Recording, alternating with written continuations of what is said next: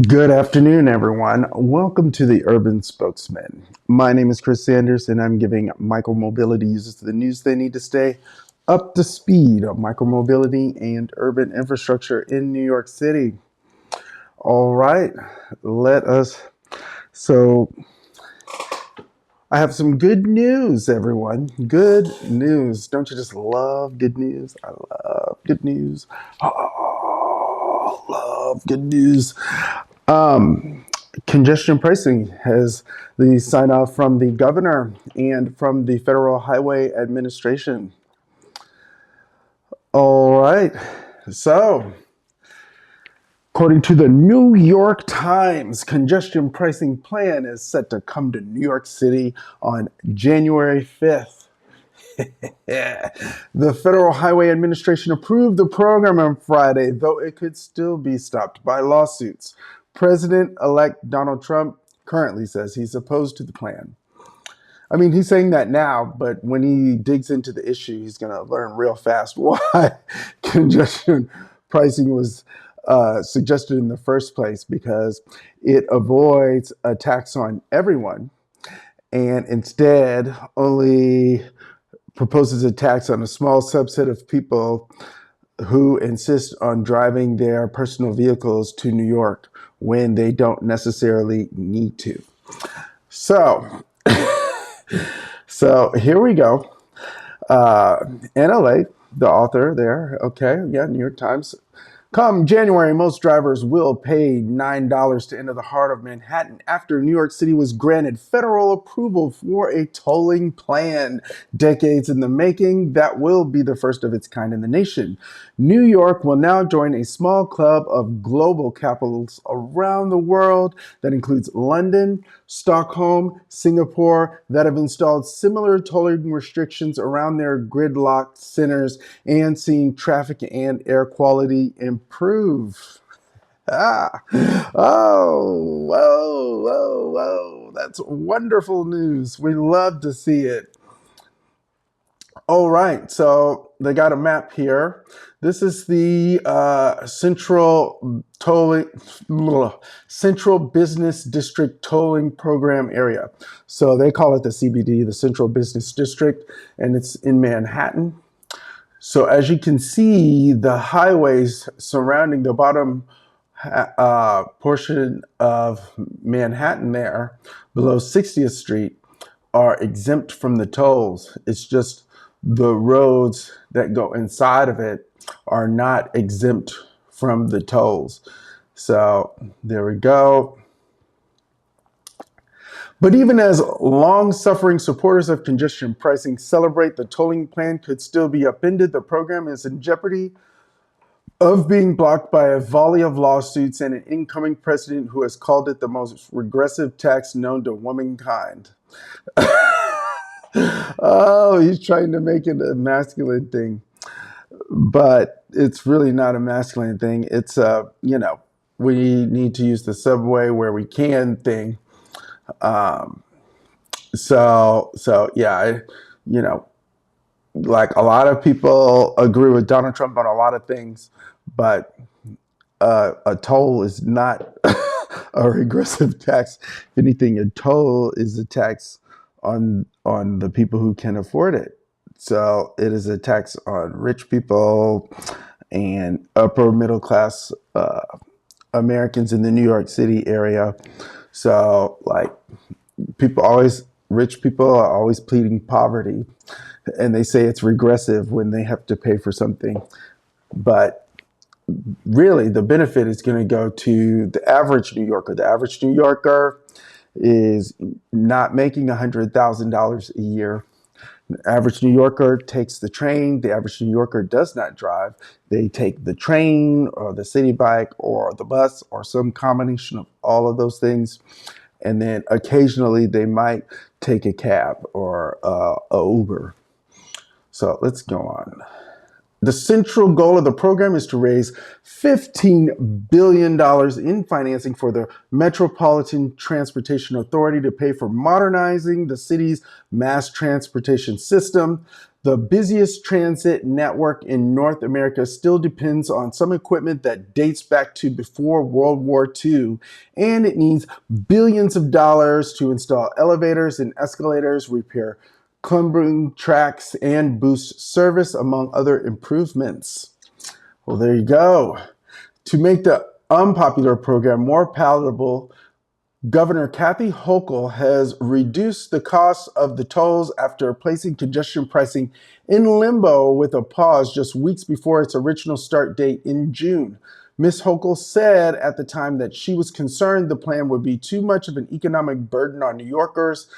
Some critics of the governor questioned whether the suspension was also meant to shield Democrats at the ballot box from any possible fallout from the start of the plan.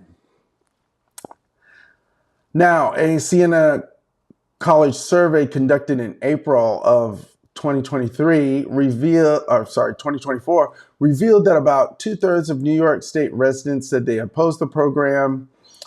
So I'm going to stop right there.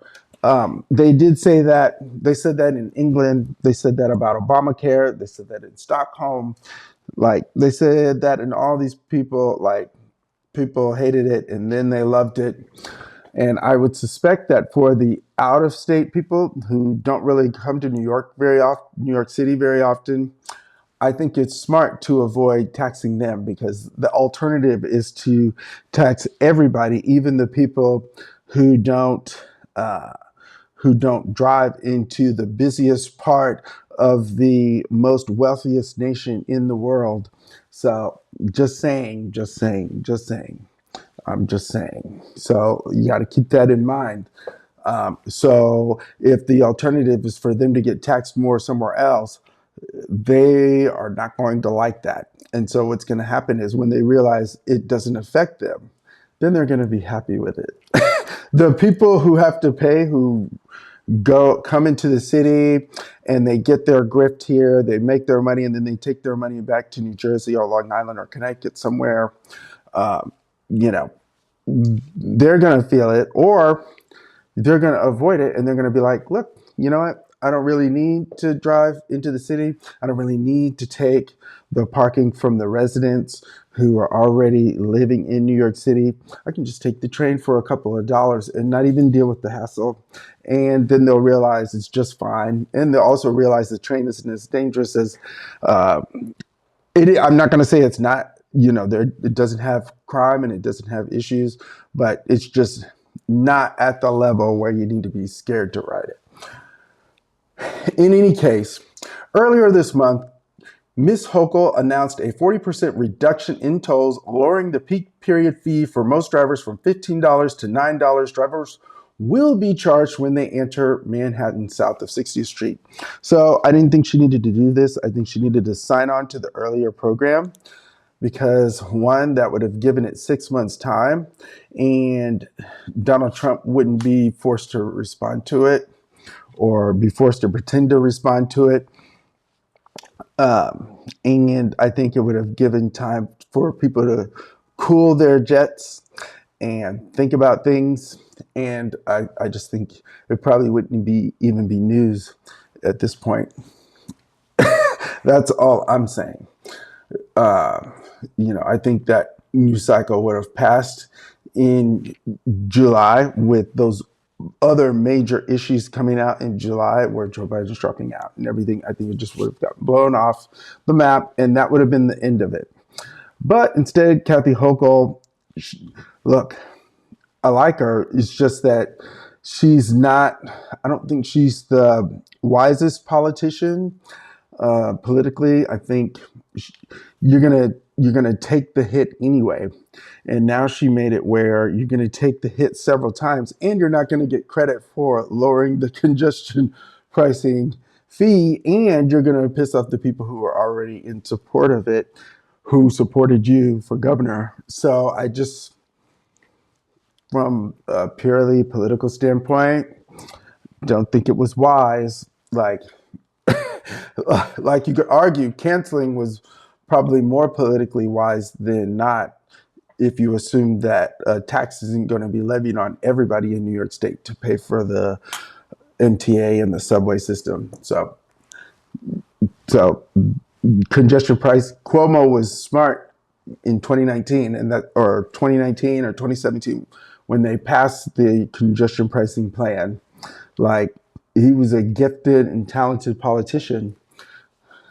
So people shouldn't underestimate why he was doing that. So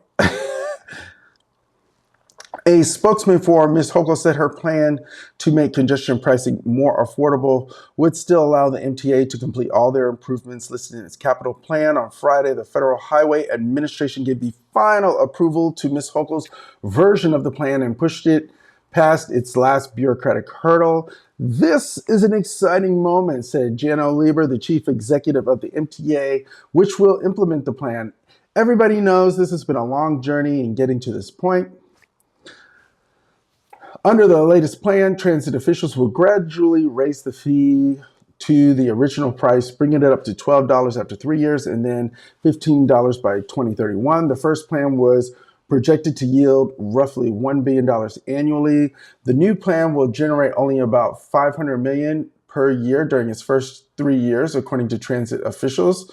Officials in the governor's office and the MTA have said that the revised plan will still allow the transit agency to leverage the toll revenue as backing for $15 billion in bonds. Some finance experts caution that the transit authority, which has a history of grappling with surging debt, may see its borrowing costs rise as it tinkers with the financing terms. They also believe the authority will slow down projects because of the toll reductions. And this is another thing why I said it was, not politically the best, is because for these reasons, you're not going to get as much benefit as quickly. And so that threatens the future popularity of the program. Though I still think it's the right thing to do. I'm just saying that Democrats and Kathy Hochul made it unnecessarily difficult for themselves, because, throwing peanuts at people is not going to make them want to vote for you. That's all I'm saying. So, in the 1950s, the idea of congestion pricing was first introduced in New York City by William Vicky, an economist at Columbia University, as a way to discourage vehicles from packing onto crowded roads. Even then, elected officials considered it a hard sell, in part because some commuters either had no choice or preferred to drive into Manhattan. Oh, Lord. I'm still biting my nails. I'm still nervous. Samuel Schwartz, a former city traffic commissioner and longtime congestion pricing supporter. I've seen acts of Congress. I've seen lawsuits. I've seen politicians killed in the past. All three of those are still active. New York State legislators voted congestion pricing into law in 2019 after Governor Andrew M. Cuomo helped push it through. Again, Governor Cuomo was a talented politician, and this was the most logical and the least politically bad way to finance the MTA. A series of breakdowns in the city's subway system during the so-called Summer of Hell in 2017 helped make the case. I was here in 2017. I was living in Harlem up until like a few weeks ago, last year. In other international cities, similar tolling programs have also been deeply disliked by residents as motorists grew accustomed to the new cost. Yet, following those growing pains, the programs have been widely considered effective in reducing vehicle congestion and cutting pollution while raising funds for public coffers. So, in London, they just elected their mayor again, Sadiq Khan. They just re-elected him. Everybody said he was going to lose because he was proposing more of Britain's version of congestion pricing and limiting cars. Well, turns out they were all wrong. He won by more than they were expecting him to win. And so people, consider that. People appreciate good government, even if at first they're not, completely sold. Experts have said that the outcome of New York's tolling plan will serve as either a blueprint or a cautionary tale for other American cities with similar transit goals. While an adjustment period is inevitable, the long-term benefits for urban mobility, air quality, and climate resilience are substantial and will be felt by current and future generations. Jimena Gonzalez Ramirez, a professor specializing in environmental economics at Manhattan University, wrote in an email, "This policy positions NYC as a potential leader. Public officials have been racing to complete the comeback of congestion pricing in the weeks before its most powerful detractor takes office. The president-elect is opposed to the tolling plan, saying that the added cost would keep tourists away from Manhattan, hurt businesses. Tourists don't drive in New York. Tourists don't drive in New York.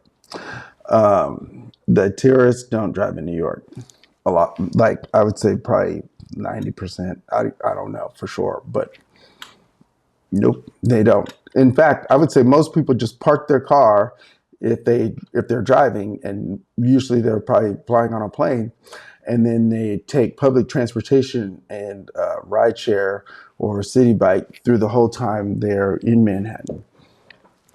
So that's all I'm saying. That's all I'm saying. All right. So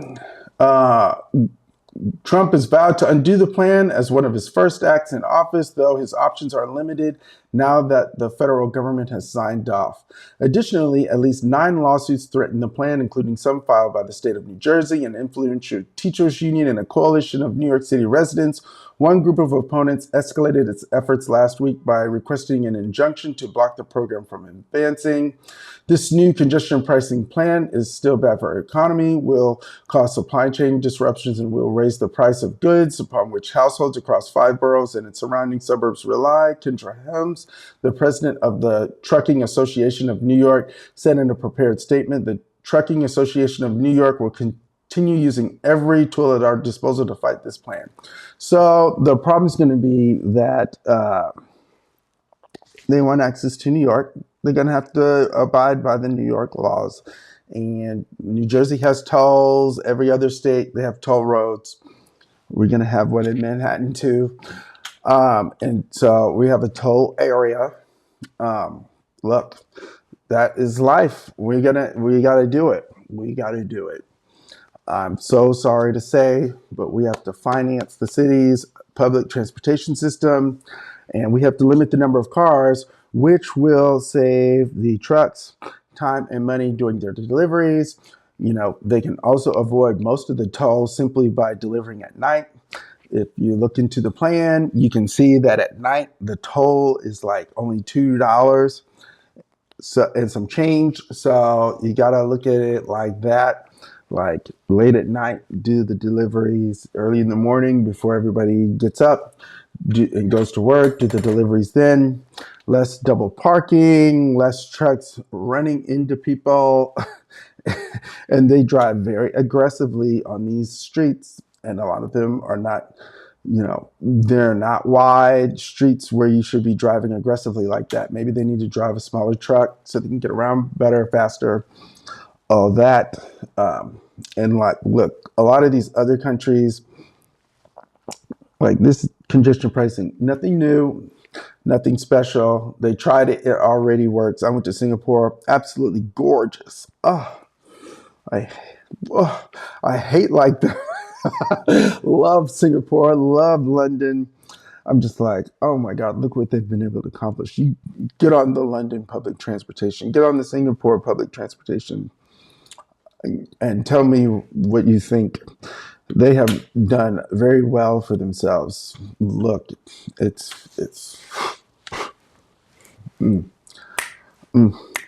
I mean, we want to live in a nice, affordable place in New York City.